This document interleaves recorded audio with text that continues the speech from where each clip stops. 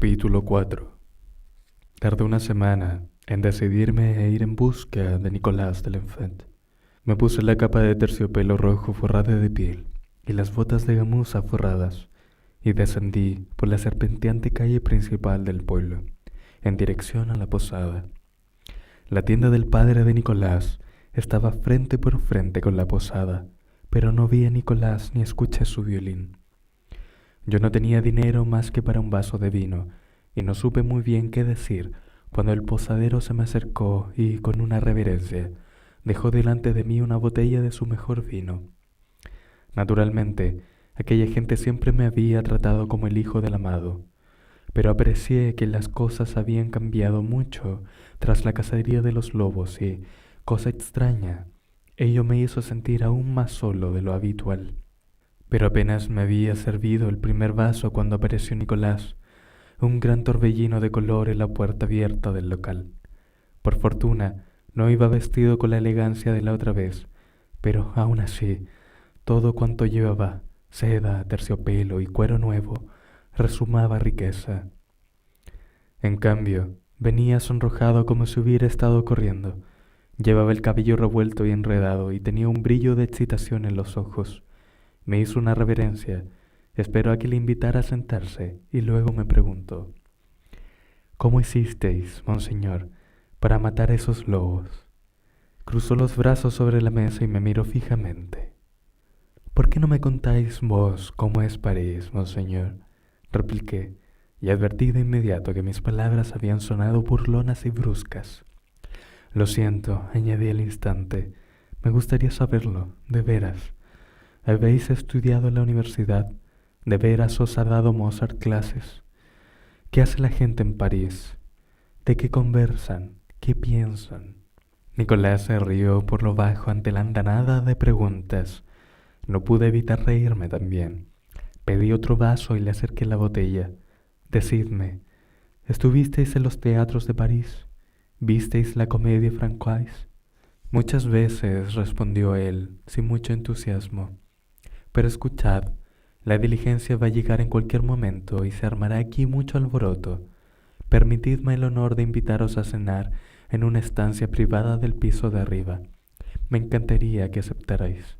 Y, sin darme tiempo a formular una protesta de cortesía, dio las órdenes pertinentes y fuimos conducidos a una pequeña habitación, tosca pero acogedora. Yo no había entrado casi nunca en una estancia pequeña de madera, y esta me encantó desde el primer momento. La mesa estaba ya puesta para la comida, que traerían más tarde. El fuego caldeaba de verdad el lugar, al contrario que las llamas directas y rugientes de las chimeneas del castillo, y el grueso cristal de la ventana estaba lo bastante limpio para poder divisar el azul invernal sobre las montañas cubiertas de nieve. Ahora os comentaré todo lo que queráis saber sobre París, aceptó mi interlocutor, mientras esperaba gentilmente a que yo me sentara primero. Sí, estuve en la universidad, dijo, una vez que nos hubimos acomodado, y lanzó una risilla despectiva como si no mereciera la pena extenderse en ello. Y estudié con Mozart, quien, de no haber andado escaso de alumnos, me habría dicho que yo era un caso perdido para la música. En fin, ¿por dónde queréis que empiece? ¿Por el hedor de la ciudad o por su ruido infernal? ¿Por las multitudes hambrientas que le atosigan a uno en todas partes? ¿Por los ladrones dispuestos a rebanaros el gaznate detrás de cualquier esquina? Deseché todo aquello con un ademán. La sonrisa de Nicolás era muy distinta a su tono de voz. Sus gestos eran abiertos y atrayentes. Uno de esos grandes teatros parisienses, dije, descríbemelo. ¿Cómo es? Creo que estuvimos en la pequeña habitación 4 horas completas, sin hacer otra cosa que beber y conversar. Nicolás trazó planos de los teatros sobre la mesa, utilizaba para ello un dedo mojado. Me habló de las obras que había visto, de los actores famosos, de las casitas de los bulevares. Pronto me estaba describiendo todas las cosas de París, olvidado ya su cinismo. Mi curiosidad le daba alas para hablar de la Ile de la Cité y del barrio latino, de la Sorbona, del Louvre.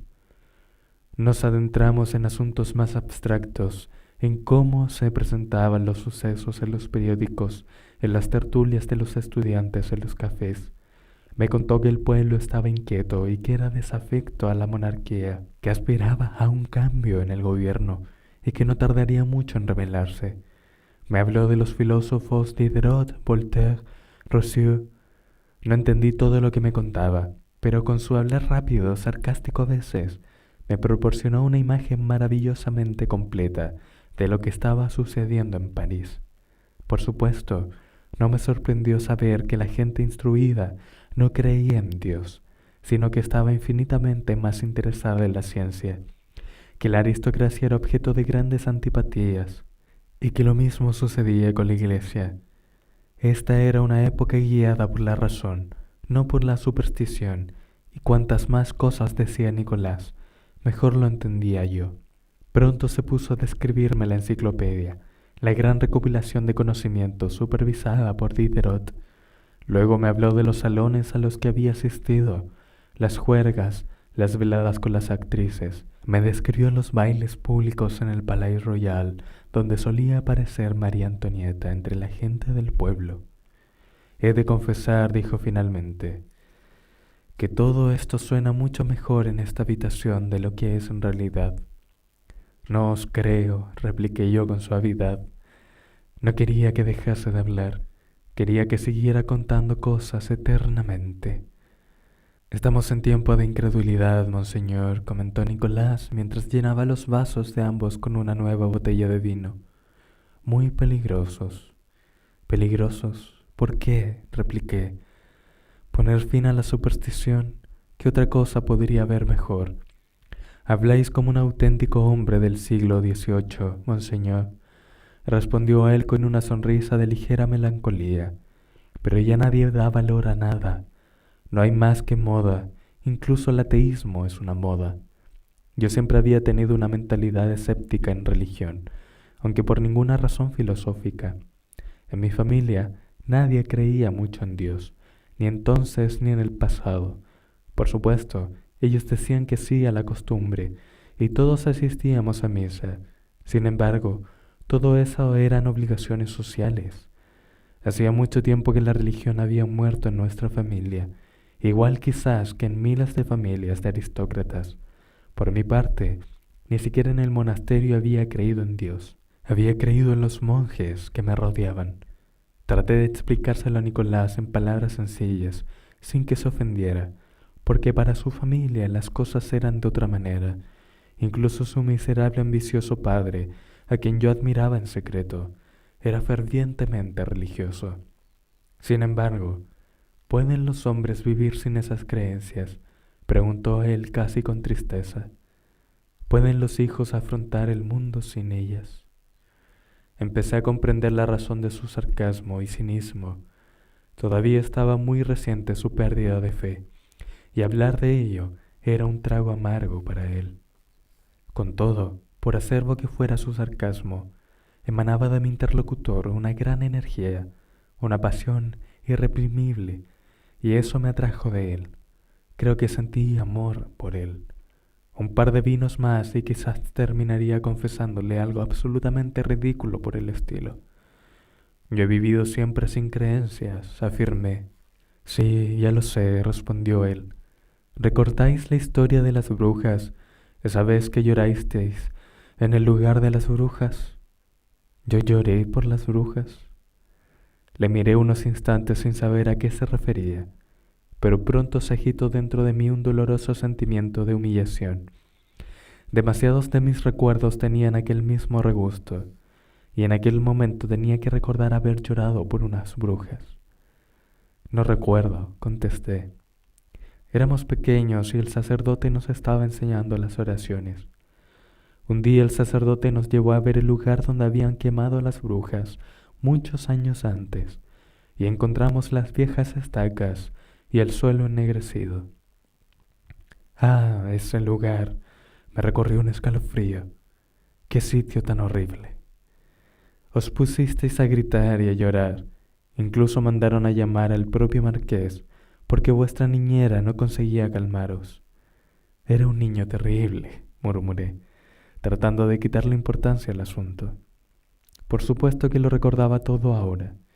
Los gritos, el traslado a casa, las pesadillas con las hogueras, alguien que me humedecía la frente y decía: Lestat, despierta. Pero no había revivido la escena desde hacía años. Cuando pasaba por las cercanías de aquel lugar, lo único que evocaba era el emplazamiento en sí, el bosquecillo de estacas ennegrecidas, las imágenes de hombres, mujeres y niños quemados vivos. Nicolás me estudiaba. Cuando vuestra madre acudió a buscaros, dijo que todo aquello era obra de la ignorancia y la crueldad. Estaba furiosa con el sacerdote por contaros esas viejas historias. Asentí. El horror último había sido oír que toda aquella gente de nuestro propio pueblo, olvidada desde hacía tanto tiempo, había muerto por nada, que eran inocentes, víctimas de la superstición, había declarado ella. No había brujas de verdad. No era extraño que yo no dejara de gritar y gritar. Mi madre, en cambio, dijo Nicolás, me contó una historia diferente, que las brujas estaban en alianza con el diablo y que habían arruinado las cosechas y que, convertidas en lobos, mataban ovejas y niños. ¿Acaso no sería mejor el mundo si nunca más se quemara nadie en el nombre de Dios?, pregunté. Si no se continuara creyendo que Dios puede ordenar al hombre hacer tal cosa a un semejante. ¿Cuál es el peligro de un mundo racional donde horrores como este no se produzcan? Él se inclinó hacia adelante y frunció el entrecejo con aire malicioso. Los lobos no os hirieron en la montaña, ¿verdad?, inquirió en tono festivo. ¿No os habréis convertido en hombre lobo, monseñor, sin que nadie lo haya advertido? Acarició el forro de la capa de terciopelo que aún cubría mis hombros y continuó. Recordad lo que dijo el buen cura, que en esa época habían quemado a un buen número de hombres lobo. Entonces constituían una amenaza habitual. Me eché a reír. Si me volviera lobo, respondí, una cosa os puedo asegurar, no me quedaría por aquí a matar niños. Me alejaría de este pueblo repugnante y miserable, donde todavía asustan a los niños con cuentos de quemas de brujas. Huiría camino de París y no me detendría hasta ver sus murallas. Y entonces descubriríais que París es otro agujero repugnante y miserable, replicó él, donde a los ladrones le rompen los huesos en la rueda a la vista del populacho en la Place de Grève. No, insistí, vería una ciudad espléndida donde nacen grandes ideas en las mentes de ese populacho, ideas que habrán de iluminar hasta el rincón más oscuro de este mundo. Ah, sois un soñador, exclamó Nicolás, pero estaba encantado. Cuando sonreía, su belleza destacaba todavía más. Y conoceré gente como vos, proseguí, gente que tiene ideas en la cabeza y verbo fácil para expresarlas, y nos sentaremos en los cafés y beberemos juntos, y nos enfrentaremos apasionadamente con palabras, y seguiremos conversando el resto de nuestras vidas en un divino frenesí. Él alargó el brazo, me lo pasó en torno al cuello y me besó. Casi volcamos la mesa de los felices y borrachos que estábamos. Mi señor, el matador de lobos, me susurró. Con la tercera botella de vino, empecé a contar mi vida como nunca lo había hecho. Expliqué lo que sentía cada día al adentrarme a caballo por las montañas, al alejarme hasta perder de vista las torres del castillo de mi padre, al cabalgar por los campos arados hasta el lugar donde el bosque parecía casi encantado. Las palabras comenzaron a fluir de mis labios, como antes lo habían hecho de los suyos, y pronto nos encontramos hablando de mil cosas que habíamos sentido en nuestros corazones, confidencias de secretas soledades, y las palabras parecían fundamentales, como lo habían sido en aquellas raras ocasiones con mi madre. Y mientras describíamos nuestras mutuas añoranzas e insatisfacciones, nos expresábamos con gran vivacidad cosas como sí, sí, y exactamente, y entiendo perfectamente a qué os referís, y sí, claro, Uno siente que no puede soportarlo, etc. Otra botella y un nuevo fuego. Le pedí a Nicolás que tocara el violín para mí y corrí a buscarlo inmediatamente a su casa. Caía ya la tarde.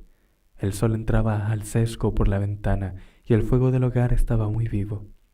Y estábamos muy borrachos. No habíamos llegado a pedir la cena y yo me sentía más feliz que nunca en mi vida. Me acosté en el apelmazado colchón de paja del camastro, con las manos detrás de la cabeza, observándole mientras sacaba el instrumento. Se llevó el violín al hombro y empezó a puntear las cuerdas mientras las afinaba ajustando las clavijas. Después levantó el arco y lo dejó caer con fuerza sobre las cuerdas para hacer sonar la primera nota. Me incorporé hasta quedar sentado y apoyado con la espalda contra la pared de madera. Le miré fijamente, pues no podía creer en el sonido que empecé a escuchar. Entró en la melodía desgarrándola, arrancando las notas del violín, y cada una de ellas era traslúcida y vibrante.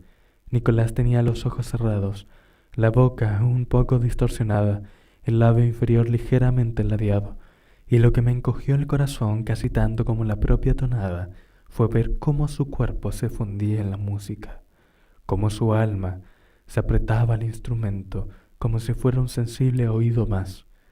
Jamás había escuchado música como aquella, tales vigor e intensidad. Los rápidos y vibrantes torrentes de notas que surgían de las cuerdas.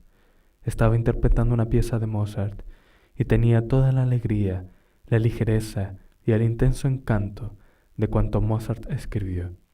Cuando terminó, yo estaba mirándole y me di cuenta de que yo tenía mi cabeza apretada entre ambas manos. «¿Qué os sucede, monseñor?», exclamó él, casi con impotencia. Me puse en pie y le estreché entre mis brazos y le besé en ambas mejillas y besé el violín.